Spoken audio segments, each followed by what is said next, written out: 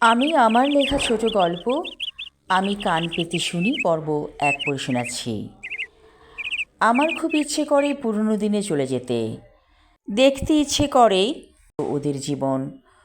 ওরা দুই বন্ধু শীতের বিকেলে একটা ভাঙা পরিত্যক্ত ঘরের ভেতর বসে কথাগুলো বলছিল।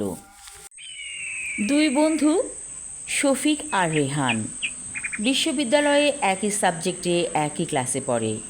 শফিক বলল, ইচ্ছেটা এত প্রবল হয় যে মনে হয় আমি যেন সত্যিই চলে গিয়েছি অতীতে। রেহান বলল, আমারও ইচ্ছে করে, তবে আজকাল এটাও ইচ্ছে করে যে আজ থেকে 100 বছর পরে এই পৃথিবীর মানুষদের জীবন কেমন হবে সেটা দেখার।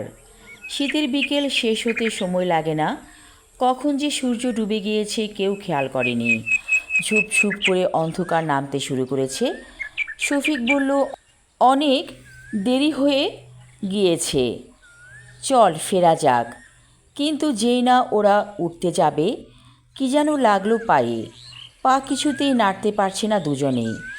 এমন তো হবার কথা নয়। ওরা যখন এই ভাঙ্গা দালানে এসেছিল তখন তো তেমন কিছু চোখে পড়েনি।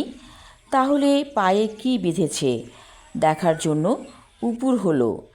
দেখল ওদের পা আটকে গেছে বাঁশের খুঁটির সাথে।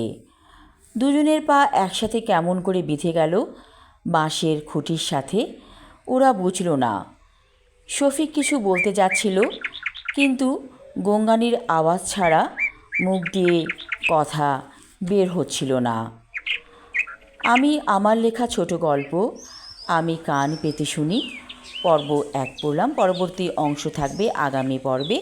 ধন্যবাদ।